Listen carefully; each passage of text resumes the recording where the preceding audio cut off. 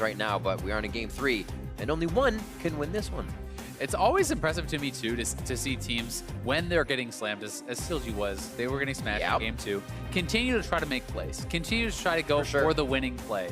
And yeah, it obviously didn't work, but I'd way rather see a team lose in 25 minutes trying to make the winning play than sit in your base for 40 minutes and guarantee that you will not win. Yeah. It's kind of the, we're too afraid to lose. Exactly. It's playing to not lose instead of playing to win. And CLG was playing to win in game 2, but they did lose. And now we'll see if they're going to first pick this Lee Sin, which has been pivotal a couple times in a row. And Xayah being first pick, that to me is like, not that Xayah is not very strong, but it's a head scratcher for the reason that Xayah was not really, being picked. And it actually was able to be picked, I believe, in the first game. And then CLG banded out the second. So it's like, it's just strange to see them go there when I think they probably could have even just got There's just higher priority. Yeah. Something else. Right. As well, they could go for the duo. That's what they want. All right, I mean, you see an Orianna coming in here for the next one, but they go Galio immediately. Wow, this is a fast pick ban for CLG. Very, and the dive potential is awesome so far. We'll see what TSM has on their side to round this out.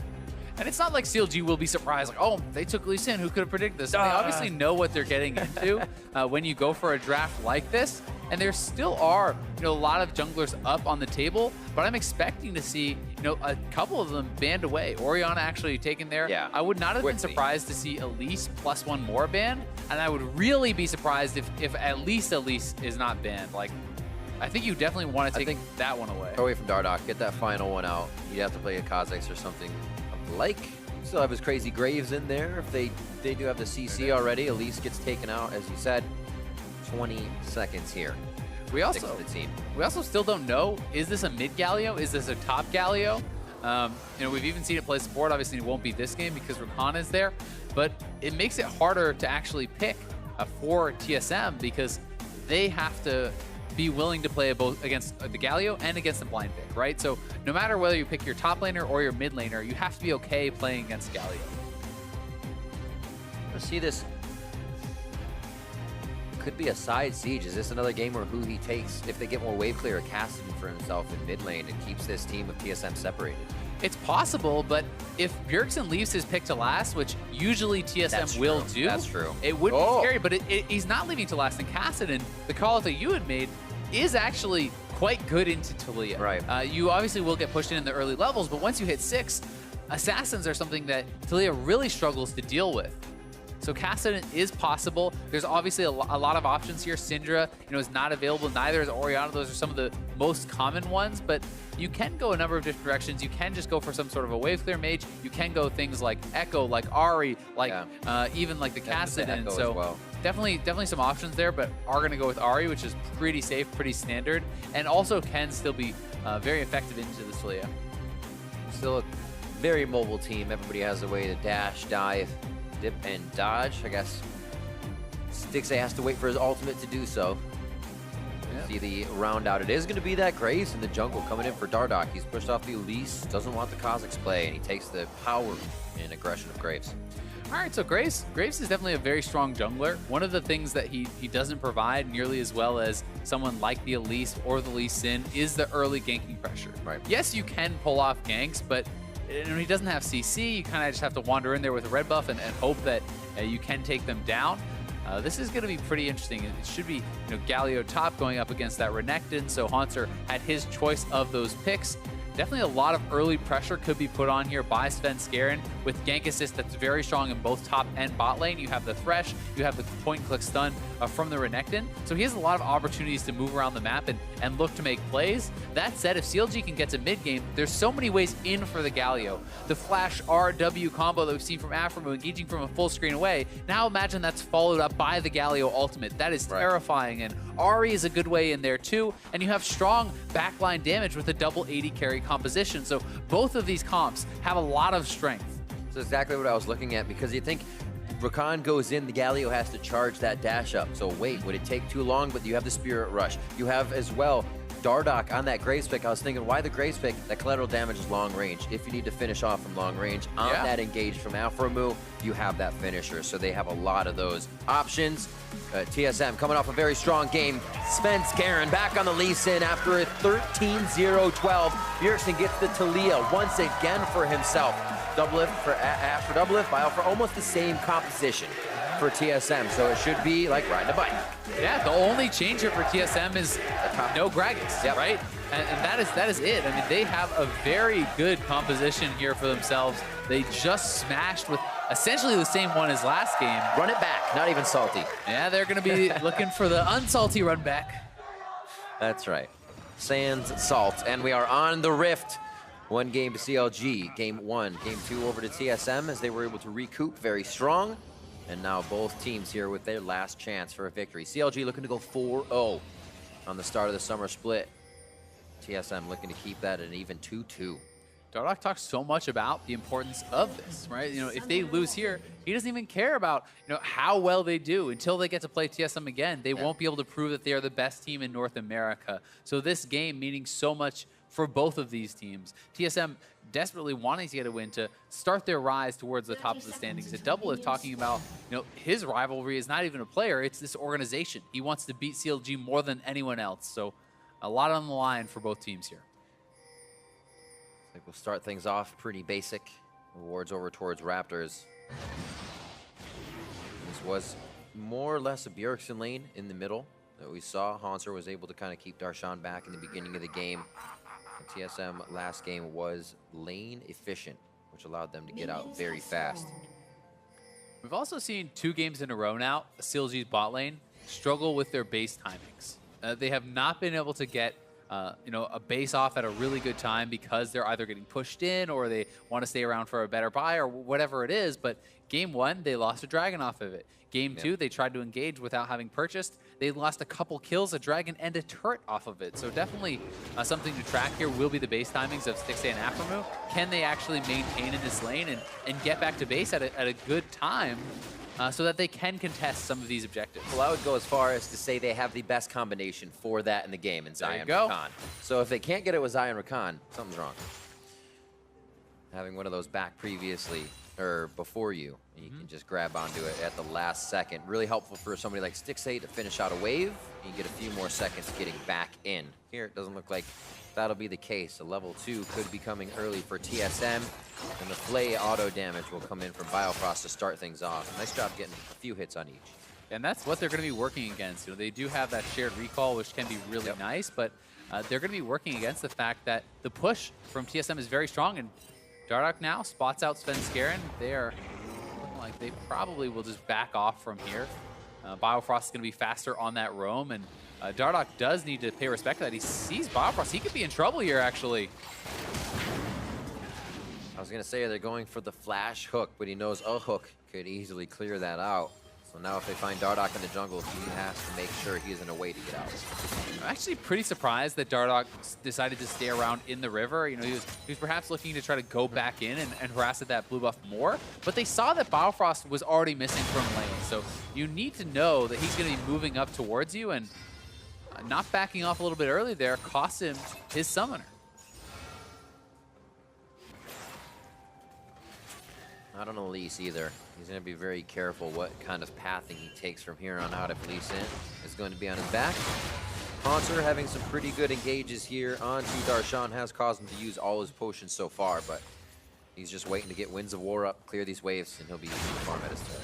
One of the really big things about Galio is your initial trade is good with your passive auto, your Q, your taunt, your E. It's like, yeah, great, I'm winning. But in the extended trades, you have almost no more damage coming because your cooldowns are relatively long at those early levels.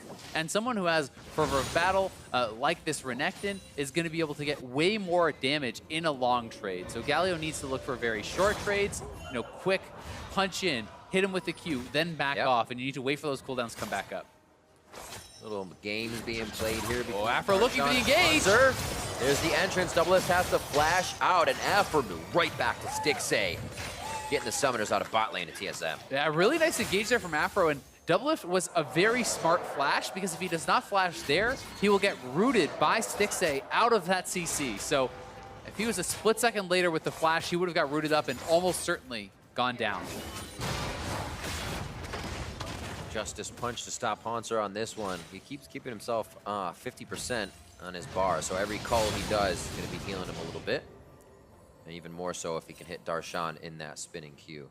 One of the nice things about this lane so far for Hanser, though, is he forced a very early base from Darshan, so he didn't go back with a lot of gold. You know, he went back with like around 500 gold, so he gets a Doran's ring, he gets one more pot. That's not a very powerful buy. Whereas Hanser can hang around in this lane for longer, and hopefully, for him, get a much more dominant buy that will allow him to continue to bully this lane. He's up at 1,100 gold or so on this base. Strong, and also an option for Svenskeren to start something off, a much quieter early game. Coming here into game 3, like you said, we kind of get that both teams in the not want to lose situation, but also comfortable with farming it up after knowing everybody's warmed up and ready to get into these fights. Hanser back to lane, only a bit of a CS lead, but he's going to let this push as much as possible before he actually attacks onto it. Yeah, he just wants to try to deny as much of that CS as possible. He's expecting that Darshan will be back before he can deny CS to the turret, and in a case like that, you actually want to let the minions survive so that they kill off your own minions, and that's the kind of biggest way to get an advantage. But definitely not the buy I was expecting from him with the cull. So he feels like he's not being pressured at all. He can get an advantage simply by kind of farming out that cull and cashing in later on. Does seem interesting for the aggressive Renekton. Yeah, oftentimes people want to really prioritize the strongest possible early buys, like a Doran's Blade on top of that longsword to really give you as much early power as possible to bully that lane. But he's going for a little bit more of a scaling route. Sven working a little bit of the bot side, has grabbed Scuttle control for the team, and good wards over towards Raptors. They'll have Zardock as soon as he's there. Also, they have the timing on his flash. So we do see that there was the base for Dumbleth, right? How fast can CLG push this out? And will they decide to actually stick around, or are they going to try to match the base now? Because otherwise, TSM can look to try to force an objective as they're back. They are going to use that shared recall, but fight breaking out. Svenskeren charmed up, gets himself to safety. Darshan comes in, and that's only a small roam from Hanser. The wave's resetting in the first place. So not much of a problem there. CLG will get their back in the bot as well. And that's both summoners out of Huhi. So that's actually a pretty big expense from him, trying to get that kill on Svenskeren, not quite able to do it. They also got the ultimate out of Darshan there, so yes, it cost Svenskeren his flash, but now lane advantage should go over to Bjergsen, who has a 2-summoner advantage over his opponent. I like this. As soon as the wave gets small, top laners don't care about fighting inside of it. Get a little back and forth between Darshan and Hanser. 64 to 49. We figure that's going to be pushed right into Darshan a bit as Hanser is getting good aggression in between these attacks. Also hit him on that back for a little bit once, so denied a bit of CS in the early game. Roams up from Biofrost to give or make sure that Bjergsen has vision, has help if necessary in the mid lane. And he keeps going towards that Raptor side to make sure they can always spot out Dardoch if he's bot side jumping. Biofrost really had a fantastic game last time. It has been a good showcase of two playmaking supports. Definitely the Afro move Blitzcrank in game 1 really shined, and then game 2 was much more about Biofrost on this thresh, getting those Mobies and making plays around the map. So we'll see who's going to be able to shine this time. Svenskeren is up top side, but a dive onto Galio is very risky, even with Lee Sin Renekton, who has a very strong level 6 dive. I don't think they can do this. This looks really... Gonna be the taunt, denies a little bit of damage to Hanser, but they get him outside turret range. He's just gonna walk back in now, no roam up. But that could have been a double kill for anybody. But Darshan almost got it himself. Yeah. Oh. Darshan's actually looking like he can flash in. Back in. He can flash in and get the kill right now. A little bit of a heal from the call there. Oh, the Justice Punch just missing. And he had to get away from Hanser there because his bar was over half too. Yeah, that was a pretty poor dive from TSM, but Bjergsen down the bot lane trying to defend this turret. That was the answer from CLG, shoving up that turret. So Bjergsen down there for some wave clear. The big problem, like, it's just so risky trying to dive a Galio, period, but the wave had already been cleared out before they started. You want the turret to be hitting the minions, so you're already both in melee range before the turret starts hitting you. If the first time it shoots you is after you've already stunned the Galio, it's a much easier dive to pull off, but in a case like that, you're taking damage on the approach, which buys Galio so much more time. You can kind of put it in steps that needs to be played out so much faster. You say, oh, I stun Hanser, watch him come into me now, and then he's going to die to the turrets type of situation. Very nicely played. Even though it happens quick, Darshan organizing each play he needs to make even quicker. See who he's roam a little bit into the jungle here. Question mark actually was right on Svenskeren, so they know a big portion of TSM is here towards the bot side. Yeah, Sven is here. Bjergsen is roaming down. Both top laners have TPs. This is a very dangerous situation. TSM is TPing in. They're looking for the engage. Now comes Darshan. Darshan as well. Hero's entrance is up as well. Once he gets there, we'll have to see where it's used. Stixxay gets himself back, throws the feathers, and who he's able to come up with first blood. CLG having the lane to escape in. Still able to get the kills on TSM, has the turret behind them. They get the kills, and this is one hit on this turret. They can continue the dive as it gets finished off. Straight in, Justice Punch into taunt. Afro move, grand entrance. Does he battle dance back? Not even yet. They want to stay in the fight for more kills. They've already got the charm up, and they're going to just dissipate this fight. Pull back, and a nice hit from CLG as TSM look to be making the movements around the map first, really. Yeah, 5v5 in the bot lane there. TSM knows CLG is going to try to force for this turret because it's very low, so they try to make the play first. Earlier TP does come in from Haunter, but as soon as Galio lands, the heroic entrance immediately casted for the damage reduction, and the CC coming in there allows them to lock up Svenskeren and take him down. And the first blood going over to who he is very big. And then in the extended play, CLG has the confidence to go for the dive because the turret only had one hit of health. Setting it and prepping it to be taking down. 1K gold lead, not much for CLG here, but something to work with now that the pressure in the bot lane can be moved around. Darshan will be able to handle that as we bring Stixxay and Alphamu to the top side for CLG. Does not look like TSM's going to let them have that top side of the jungle, though. Now knowing the focus is top side, they're going to try to get a security system awards in there. I always want to try to control that vision line. And it's important to constantly be moving your vision to where the game is being played, right? You know, if you're going to be focusing on the Rift Herald as your next objective, you need to have the vision there. It doesn't matter if you have full vision control over the Dragon if that's not where you're playing the game. And the pros are constantly reestablishing their vision lines, which is a team effort. You see that it's always the buddy system. It's the junglers, the supports. Even Bjergsen is over here covering Biofrost, making sure that he can do this because it's so important. Funny too, these wards, when you want to fight, have to go on the team. When you have the ability to play on the team, they can be the wards that aren't showing anybody. That process of elimination, knowing that nobody's on the ward, and you know where they are on the other side of the map. A little back and forth here that brings Haunter and Darshan quite low. Neither can teleport in, so they're left to their own divides for that battle and the minion waves. Summoners up for just about everyone. Looking at that heal flash down for TSM bot. A lot down on the bot for CLG, so they have to be very careful how they take this fight. That missed charm could have been a cleanse force there, likely. Huhi not able to predict the movement, though, and Biofrost looking for a hit. Not been able to actually connect really any this game so far. Stixxay and Afromoon doing a good job avoiding those. Again, stepping up. Still have to pay respects to the hook. Battle dances can get Alphamoon to a pretty slick situation, so he may be able to draw out a hook. Oh, here comes Talia. They're looking for the fight. Oh, whoa! Goes for the safeguard to the kick on Dardoch to try and clear out the damage. They drop double lift immediately. And now they're trying to focus on where to go in the rest of the fight. Yeah, Sven just not able to get the angle on the kick to knock in Dardoch, and they were faster to the move. Afromu able to pull off that RW combo, lock up double lift, take him down. CLG grab another kill. See that one more time. And this looked like it was going to be a good play for TSM. Bjergsen rock surfing in. The arrow misses.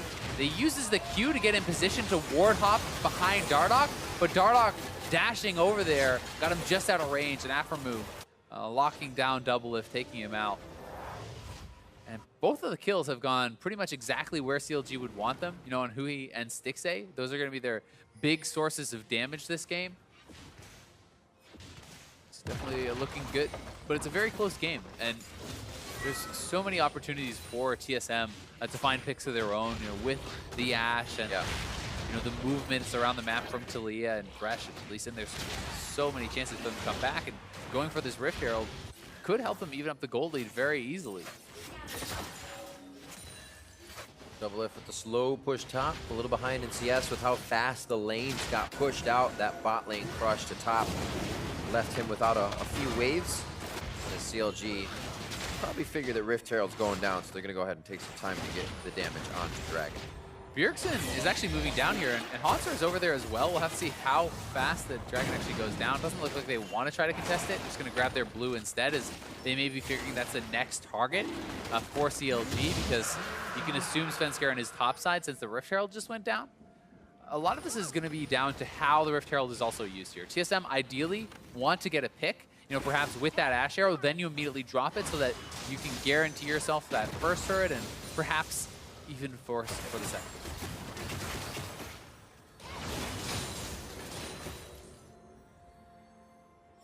It's interesting how the pace of each game has changed so drastically. CLG, first game, very fast. Barons, very fast. Same thing with TSM, second game. Now, when the early game has been active here, it really only has been because turret in the bot went down. The game was forced up top. The only play before that was the play that took that turret down. Here, a little bit of 1v1 in the mid lane. One more rush coming in. He goes for the ignite play. Hoo-hee! Almost grabbing the kill. He actually saved his cleanse for the ignite, and the instant cleanse on the ignite there from Bjergsen. Really interesting choice of how to order those summoner spells, and I hope we get to watch that again. But there's a dive here up in topside. The turret's almost dead, but it's still hitting them. Nobody's hitting the turret there. They finally get the last shot. Dardoch focuses it, but it's been too long. Afram, who never got an initial knock-up with the grand entrance, Battle Dance put to position, and it did not help. Now the rest of the team is able to tear CLG apart, as Doublelift was just firing from the back line, and Haunter coming in on the TP to help clean things up. Yeah, the focus was kind of dropped there by CLG. Yeah. They didn't actually finish off the turret. Now 2 kills, the Rift Herald is summoned. TSM could potentially push for double turrets here with this, as CLG's having to go back to base, and now Hui picked up. Instantly caught out as he goes to place down his vision ward. Bjergsen was reading that one a few steps ahead, has his number. And things are looking up for TSM. It's quick when it happens in these games too. When you have a game where nothing has happened, usually you'll have a 1-2 hit like that, a turret, then the mid laner falls. But it's worse when it's cross map. Yeah, and it's got to be frustrating for Hu. He's so close on this 1v1. So the reason that Bjergsen is actually deciding to hold this, I guess he's holding it for the ignite, decides to use his flash first, and then the instant cleanse on the ignite. Hui for sure would have thought he had that kill. He needed one more auto, perhaps could have stayed in to get it, but I think he backed off, thinking the ignite had to secure it. And then on the top side, you think this would be good because Bjergsen's out of lane. Yeah, and CLG, they want to go for this, but look at the split focus. They're not actually hitting the turret. They didn't finish it off. Aframu went in thinking that the 2 ADs would finish it off immediately. They did 3 or so turret shots go off extra, and that means CLG just takes way too much damage to actually go for this. And then Bjergsen, he's not nearly as cooldown reliant as the Ahri. That charm misses, he can go straight in and clean up Hui, who has no ultimate, no summoners. It wasn't even a pink ward situation, just a straight up 1v1. Apologize on the false call. A great plays coming out of Bjergsen so far to get himself killed. The Andres is finished up, so he can start to tear down Darshan too if he approaches these fights anytime soon. Yeah, I mean, Darshan is going to take a lot of damage because he's building only armor right now, and not even any HP. When you go for the Frozen Heart Ninja Tabby's build, you're ridiculously vulnerable to these mages because you don't even have any health to kind of keep you going. But that said, he's even going to be in tough against Haunter, who picked up a couple kills there in those fights. And now Haunter, not only does he have the CS lead, he has the kill lead, and they just took down that turret. So Darshan's going to be having some troubles in these side lanes, perhaps.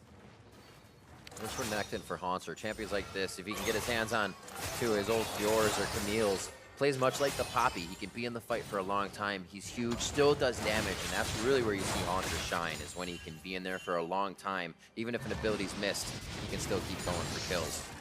And Haunter, that top lane. Haunter has put himself in a place where he can carry this game. He's 2,000 gold up now on Darshan. That's a massive amount. Darshan at this point almost would just want to stay in a side lane and kind of keep Haunter out of the fight, but keep himself out of the fight. Because sometimes if your opponent is actually much stronger than you, but you can hold them neutral and just be farming the waves, that's better than you actually grouping, because they will be more effective than you are if you both group. Absolutely, and that's kind of the thing Galio provides. He gets to that fight. Haunter's only good providing himself some resistances.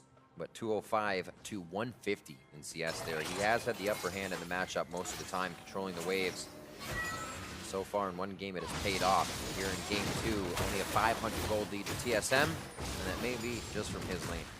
And the call has paid off now too, right? He patched out on that. More of a kind of later game buy, if you want to call it that, and definitely going to be happy about that purchase now.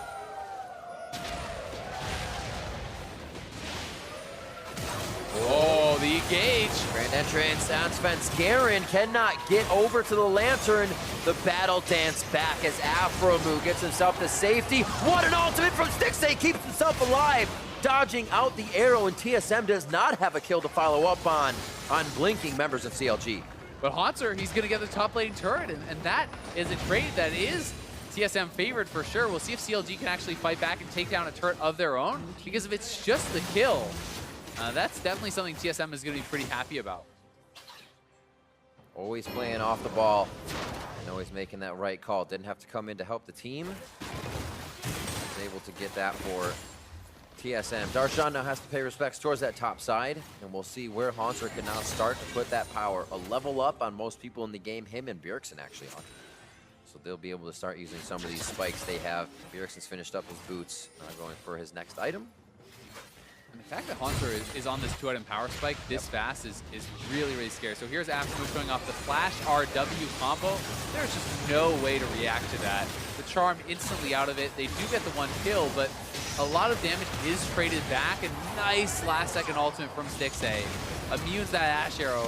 Otherwise, TSM would have been the one coming up with more kills. Almost hit Aftermove in the nose, too. Just ever so slightly. Good bot lane clear here by Winds of War. Should not be a trouble for Darshan, but Dardoch could be trouble for Haunter. There is a ward on the tri-brush. He may be able to just slice and dice out of this one.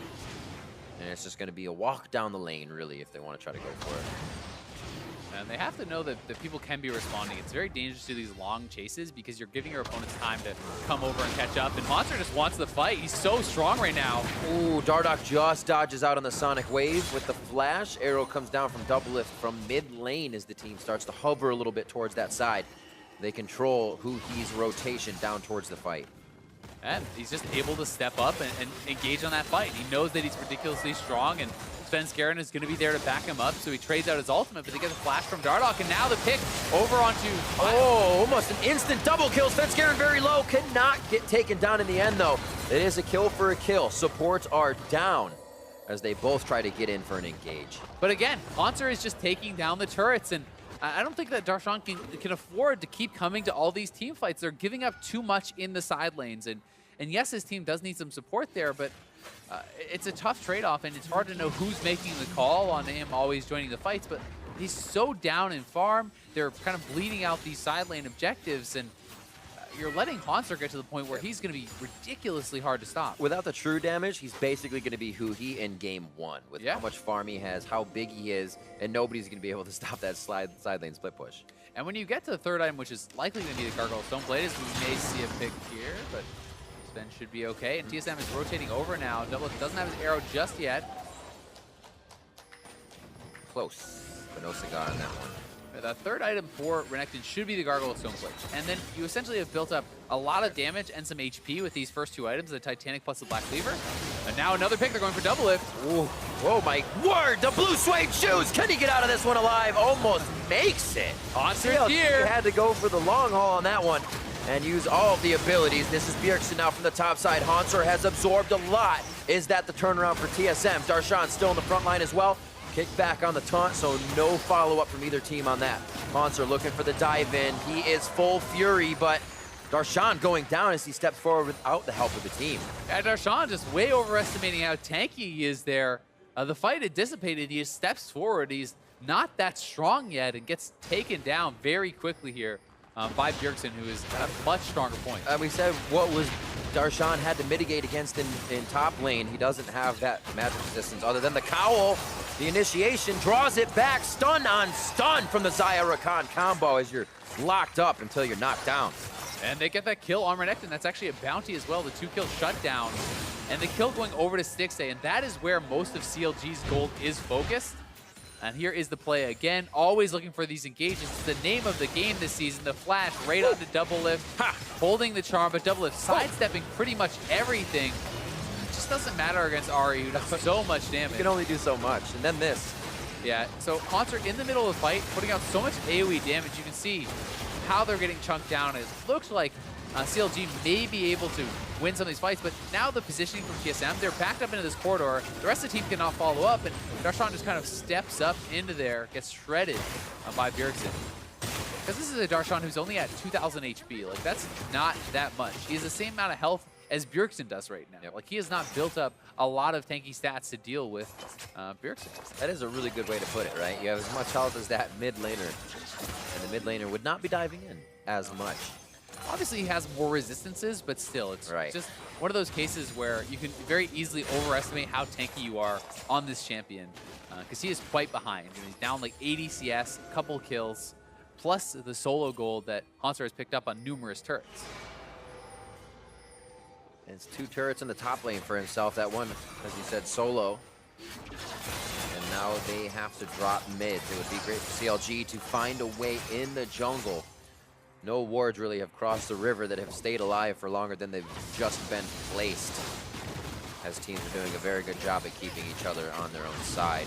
Only a 2K gold lead for TSM as they slowly creep up. Hansar gaining a bigger lead in that lane as he joins the team now in mid. See if they really try to get down on this. Darshan's going to be pushing bot lane with only heroic entrance. That's kind of just a question of who's going to be more effective with the gold that they have been given. Hansar is very, very strong, but there is also a lot of damage on CLG between Dardoch and Stixxay. TSM stepping forward, looking to try to take out this turret. Oh, engage misses from Afromu. Oh, when you try to go for a full team, it becomes very difficult. They quickly sidestep it. Grand entrance, and the hero's entrance goes in. Unfortunately, Afromu does not make it out. And they're going to look for this turret as the next wave crashes in. It only has a few hundred HP. Yeah, they should be able to get it no problem, and Svenskeren is around the side, going to be threatening a dive. They can keep going. Who he's caught. Ruthless Predator onto him. Oh, seismic shove right back into the frying pan. A justice punch forward from Darshan as he tries to pick up just ever so slightly a little bit for CLG here on their mid lane turret. And they back off. With Hansar being down, that's quite a bit of power for TSM. So they go ahead and say, we'll back off and just rinse and repeat. 4-0 now for Bjergsen. Definitely a lot of power down for Hansar when he's out of there. But CLG also had a really strong 3-man squad still. They had the double AD carries plus the tank. So you have to be respectful of how much they can actually do to you in these fights. And now Infernal spawning. Dardoch's going to try to rush this down, knowing that TSM just went back to base. But Bjergsen and Svenskeren are on their way here, and we'll see if they can actually finish it off in time. I don't think they will. It has been spotted. They don't have the DPS on it right now, and this could be big if TSM can get here in time. Maybe they can stop this, try to steal it away. The thing is, why not take the fight? You almost have a kill. That's positive on the other side. Dardoch getting the dragon, stays to actually farm out the Krugs right now, and Svenskeren decides not to go over the wall and find out why. And that was actually flash from both Sven and Bjergsen as they tried to get in range to stop that and take that away. They really wanted that Infernal Dragon. They know they're stronger on the map right now from CLG, and they didn't want to give that up. Heck of a lot of commitment there. Does not mean TSM will stop going for the next commitment. Bjergsen's already heading out of lane towards the top side, making sure this blue is warded, and a little bit of his top side is warded. And if they don't, it's going to be a dangerous roam for them up here. Yeah, it definitely could be. TSM certainly has more map control. Both teams are kind of establishing defensive vision, but they haven't really been able to get too much aggressive vision besides TSM. TSM does have really good wards on the bot side, though, covering for Hansar in this split push. You can see 4 wards in TSM's red side jungle that allow Hansar to just push up and try to bully this lead. You know, that's a really good way to enable him to kind of get this CS advantage and get the edge that he has, because if he doesn't have those wards, Darshan can hold the lane away from him, and he can't safely move up. Well, you already see the result of it. It's a 2-2-3 Hansar now. He was just 2-0-0. So the fact that there weren't any wards meant CLG had some collapses that worked very well, and they've been able to get TSM out of position due to their vision. Now we've refreshed that so teams can play a little safer, but also try to make those moves a little more cautiously to get the engage. The gold lead is just enormous for Hansar right now, looking for the engage here on a Bjergsen. The double hit. Do they continue to go? Aftermove thinks he can get the charm down on enough members. Actually keeps himself alive in a 4-person situation. Hansar what a taunt from Darshan as Hansar tries to do the same thing. He's killing Galio or Renekton. Who's going to do more damage? And I think we find out in the end. It's Hansar coming up big for TSM. All the way in. Svenskeren takes the resonating strike. Lives with under 100 HP, and TSM is doing everything on a wire. Yeah, TSM barely winning out on that fight with blinking health bars. But it's just the gold lane, the gold advantage in the top lane. Haunter gets so much work done when he TPs in. He is ridiculously ahead, almost 4,000 gold ahead of his individual lane partner. So when they TP in, it's Haunter who has the bigger impact. And there is the engagement from Afro. They catch out Bjergsen, but it's just him and Stixxay there. They don't have the follow-up damage to actually finish him off. And then watch how much damage Haunter gets out with this AoE in the back line. Is able to just shred through people, taking down Aframu, and then surviving to run out as Darshan has already been burned down. Oh my word. Oh, they're on Baron. A few more hits, Svenskeren locks up Baron, but it looks like CLG's quite healthy to start things off. Haunter goes down to start it, and that's gonna be Darshan as well. Top laners out for both teams, the hook misses, and Stixxay's very low with an ultimate, so he can get into a scary spot, but they're gonna choose mid-turret. TSM just rushed down the Baron. It looks like after those spawns, CLG will get the mid lane turret, but that's a 5k gold lead and the Baron buff for TSM, and they may be able to clean up even more on the map. So here's the play. Again. They went straight to the Baron, out of base. They're just rushing it down. Darshan TP's in, but isn't really able to do too much here. And then they look for the kill over onto Stixxay, but it's just Haunter who is coming out at less than half health, and they're able to burn him down. But once again, Galio just not able to survive at all. Like, he's just getting shredded in these fights. He's too far behind. That's the thing. We've seen it twice now in these fights, and we expected to. Haunter dives to the back line, requires no backup. Galio dives there. You're expecting your team to follow up with the damage. Haunter can be there all alone, just having a field day, and he has done so. Even bigger now as he starts to build up the wards. Mail has his Merc Treads to get out of that crowd control. A little more tenacity. Yeah, and the gold advantages are starting to spread around for the team. Very They're much picking so. up more turrets. They get that Baron gold. You know, Stixxay is no longer ahead of Doublelift. Doublelift is going to be very powerful in these team fights. Bjergsen is already level 18. You know, they have massive XP advantages over some of their opponents, you know, in the solo lanes. 2-level advantage for Bjergsen over Huhif. Yeah. He was just 4 levels over Darshan, and he thinks 15, so now he's only down 3, but still, like, this is a massive amount of gold, plus the power that is in that experience. TSM is clamping down as well. I mean, both teams did once they had their leads, and that is very good to see. Anytime you let a game go too long, it really becomes anyone's once again. Right now, TSM in the driver's seat.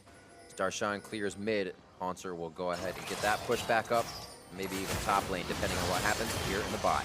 And CLG is trying to stall this game out. They're trying to delay because, you know, Haunter, while Renekton doesn't completely fall off, Galio is going to be worth so much in the late game team fights. If Darshan can get time to catch up in the gold, he will be ridiculously hard to shred. Whereas Haunter will start to be able to be getting picked off, you know, with the amount of DPS that 6A and Dardoch bring. Like, that's a higher DPS combo. The difference for now, TSM is between the edge. The difference between that lane right now, 10,200 gold to 14,700. So just about the Goldie right now in Haunter's hand, playing so strong towards that top side, mid, or I should say bot tier, second two, taking quite a bit of damage. And CLG, it's the question, do you actually look for the play here? Because if you look for an engage, and that engage fails at this point with TSM having Baron buff, they could perhaps end the game, right? So it's very risky to look for that engage. If it fails, that could be it. But at the same time, they don't want to bleed out too many objectives for free. They're falling way behind in gold. And not having a teleport up means top lane has to push itself. Getting stopped right before turret will actually be very good. Give it another wave. TSM's going to have to back off. They just get a ping on it, but only a single cannon should just get enough damage on the turret. They should be able to stop it, though. Yeah, I should be able to stop that with the home guards from Haunter. Going to be able to run out there very quickly, clean that up, and TSM back off. They take down another dragon, so they got a turret for themselves with a Baron. Not the most insane of Baron power plays, but it's something that they were kind of picking up as much guaranteed gold as they could get without taking any huge risks. And once again, their vision is so good in CLG's red side jungle. Like, that is what gives them so much confidence to move in. Like, look at all those wards. There's like 6-7 wards or whatever in that area. So there's no way that CLG could have gotten a flank without them seeing it coming in. And it's this preparation that gave them the confidence to siege in the first place. Now it's about moving those wards as well, keeping those across the map. The pressure is still somewhat bottom here. The Baron buff is off, so they can really play either side of the map without worrying about an objective at this point. Elder Drake coming up next, so we still have some time for that.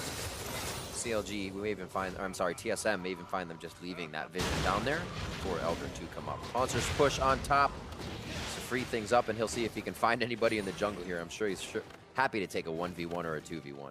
Yeah, he really would be, especially because CLG doesn't really know where the rest of his team is, so they don't know if TSM is going to be backing him up or not. But CLG for now, just trying to stabilize as best they can. Not a massive Baron power play there at all, so they did a good job holding on, and they're catching up in the experience advantage because Haunter and Bjergsen are capped out. They cannot get any higher level. That's a big thing. So over time, those gaps will close, and over time, Galio will become tankier just because of the flat damage reduction from his taunt and the way that his kit works. He is really designed as that pure tank, and he's looking for that Gargoyle Stoneplate. That'll be a big item to help him survive in the team fights, because for Galio in the team fight, you honestly don't care about your damage hardly at all. You could just pop that Gargoyle Stoneplate right off the bat and try to be ridiculously tanky. Assist pings towards the top. TSM looks to set up the bushwhack in mid lane. It doesn't look like CLG is going to bite just yet as they head down towards Darshan and Haunter. They're going to bring the fight to the teleport, something you regularly see when you want control of the map.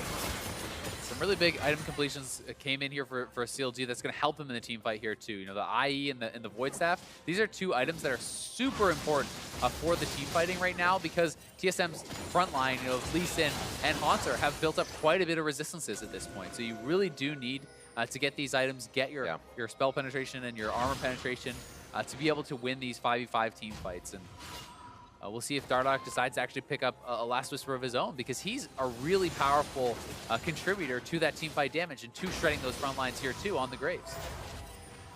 So 36 minutes in now, CLG looks to back. Get a little reset before we get on to the next objective. Would like to welcome everybody over from LCS 2 as we are in our third game of CLG versus TSM. CLG with game 1, TSM with a very hard-fought and clean game 2. And now we are at this point 11-9. Very big lead for the top lane for TSM. And the team's reset now to mid lane. They are resetting, and it's looking like TSM wants to try to play for the next Baron, which is spawning in 20 seconds. They're trying to move their wards up to that side of the map. They have a pink over by it, and if they can control this area and make CLG face check into them, it could be a tough fight for CLG. But Sven coming from the side, and looks like the fight's going to break out. Waiting for Darshan to be able to take a few of these engages and live for the team. Afromu to the back, has the battle dance back. Haunter has the back line as he starts the fight, and CLG just starts to melt under the damage of Team Solo mid. Afromu now goes down. Dardoch on the wrong side of the fight. He's going to be going down with a quick bite from TSM, and they chomp down on the rest of CLG. Darshan heads for the hills as TSM heads for the base. TSM set up that fight so well, flanking from two sides with the Lee Sin and the Renekton. The rest of the squad comes in, and they just shred through CLG. They have the minion waves already pushing, long res timers. They're going to get an inhibitor and perhaps go for even more. He may be dead, but he's the guy that set these lanes up for TSM. Haunter going down in the fight has prepped these waves so the team can be in position to drop the inhibitors and the turrets. 20 seconds on Dardoch, 7 for Afromu for a little bit of the engage if they need to keep TSM there, but they already head out. Baron is on the plate. Yeah, they decide to make the much less risky call, go back for that Baron, because if CLG wins a fight in their base, they can then grab the Baron. So TSM gonna grab this up, and just look at the setup. Svenskeren coming from the bot side, Haunter coming from the top side, and then this 3-man squad controlling space so well. Biofrost drops his ultimate, choking that up, and the DPS from TSM are kiting so far back, even though there is the engage from Afromu, no one can follow up because they can't get past this front line. They can't get past the Thresh. They can't get past the zone control of the Taliyah, and they're able to shred them out, and TSM just really won the fight on all sides, it felt like. Having Haunter come in as well from the backside of that fight, you can see even CLG was kind of taken off guard by how fast they were swarmed by the members of TSM. But they're looking to set up a trap, and if they see in the bot lane that Haunter is there, they're big stun. Double lift engaged on. That's going to be a huge shutdown on Bjergsen. What a hit from Afromu. That's the follow-up CLG was waiting for, and they don't even Haunter's wait them, to light the trigger. Haunter on the back, able to do a 4v1, 5v1. He doesn't even matter what the numbers are. It's up to CLG to re-coordinate and find the kills. They orchestrate their way through the fight, and now look for a middle inhibitor turret. Yeah, Haunter was shredding them, but they are able to land that redemption. They don't have any minions right now. That's going to be TSM tough. is trying to cut off the minion wave. CLG is trying to deny that. They want the minions come in to deny the backdoor bonus. CLG could look to end the game if they can get these minions into the base because there's long spawn timers on both Bjergsen and Doublelift. It's critical that they kill off these minions. That's one hit, 19 seconds coming in, 30 for Haunter, and they are going to be looking for Nexus turrets. They have so much damage. Svenskeren and Biofrost are the only ones. The minions just get there to weaken the turret. 9 seconds on Bjergsen and Doublelift. They don't have enough time. Svenskeren's up, and it looks like they have the damage. It's going to be Dardoch on the turret. Garb going down, Svenskeren very low. Stixay goes down as well. The 1-for-1 there, and here comes Doublelift out of the base. He finds a true arrow. Eagle-Eye Doublelift dropping down Huhi, and TSM's going coast to coast for the win. CLG go for the big play, but it ends up falling flat. TSM defend, and they will march down and end this game. An absolutely ridiculous game. CLG 3-0 undefeated to start off the summer split are now taken down a peg as TSM, who have been having troubles themselves to start things off, will be able to even this out 2-2. They still got to get to the Nexus. It has been a great best of 3 between these teams, and they will start the final touches on the Nexus turret. On CLG, what a play in the mid lane, but they thought they could end the game. They didn't just want the inhibitor. They could have played a pretty even game from there. They decided to go for the win. It doesn't pay off, and TSM is able to hold on and take down the series. Awesome job. The rivalry of TSM and CLG going to TSM in 2-1. Such an exciting series, though, and a ridiculous ending to that game.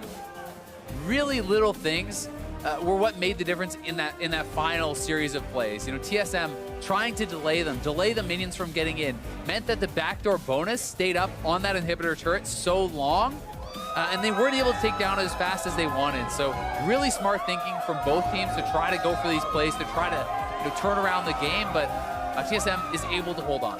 Whew. What an awesome series to see, and great for TSM and fans to see that they can and have righted a bit of the ship. We're able to come out after that game 1 loss that they were able to usually just take, right? That's fine, game 1, that's great. TSM will come back and win 2. That hasn't been the case this season, although a funny story, something they needed to stop. And it's something they will try to continue to stave off here as they pick up another victory, although in that same fashion, the whole team participated in this one, from Biofrost and the playmaking supports up all the way to the top. Bjergsen, Haunter, Svenskeren, doing a great job. Yeah, it definitely was a really big team effort. But Haunter, I think, this game was such a difference maker because he was so far ahead that in the early and mid-game fights, he was just way tankier than his counterpart and putting out so much damage in these team fights. So a lot of credit to him, but the whole TSM squad, especially for staying strong after what could have been a pretty tilting game, you know, against mid-lane Fiora and things like this that you did not expect to come out. And losing to that, they bounce back super strong in game 2. They have a very tightly contested game 3 that they're able to take down, and they go to 2-2 on the split. I mean, you got to look at that as well. Not even with a grain of salt. You got beat by a Fiora. That can put a lot of teams off and say, what the heck just happened? Yeah, but mid-lane Fiora. TSM's able to say that was pretty weird. Great job of mid-lane Fiora, but we can still come back to win. And we actually have a replay here of CLG's mid-lane engage, and then the Nexus defense that will play. What a game. It looked like CLG was just about to take it. Yeah, I mean, CLG had such a good engage here. They knew that the summoners were down from the previous fight that they had just lost, especially Doublelift and Bjergsen, who walk up. Afromu finds the engage, but look at Haunter doing so much work in the backline. This is a 1v5. 1v5. If Redemption was not there, he would have picked up multiple kills. And now it's a bit of panic mode here for TSM. But there's no minions for CLG. So TSM is trying to delay these minions from getting there. Watch Sven and Biofrost. They're trying to move up and aggro the minions. Look at him pulling the minions away. This delays so much time on those turrets because the backdoor bonus is still there, meaning the turret takes massively less damage. Right. Darshan has to tank for these minions now because there's only 2 alive. If you let the turrets hit them, they will die off and the backdoor bonus will come back up. But he's not healthy enough to actually do it, so he ends up going down. The respawn comes in from Sven. 3-man kick there was just beautiful. And they're able to clean up the fight. The last Nexus turret doesn't even go down. Dardoch barely not able to take that. So some really quick thinking from Sven and Biofrost. Like those couple seconds, if they didn't cut that wave, CLG wins off that play. Yep. Absolutely. One of the hardest things to realize as well, losing from all the way across the map. It's that slow loss, right? We're talking about how Double says it sucks to lose slow, and that's kind of what the ending was. But we know how much this means for CLG. We heard what Dardoch said coming in here. Beating TSM is beating everybody else, and if you don't, those wins aren't going to matter when you do win. Yeah, they're not going to matter, and Dardoch said himself, he doesn't care how well they do. If they lose to TSM, he's only looking forward to the rematch, and I think we're going to be looking forward to that rematch too. Well, I think we know the fire lit under him for the next games. For a first-hand account on that series, let's hear from Zyrene.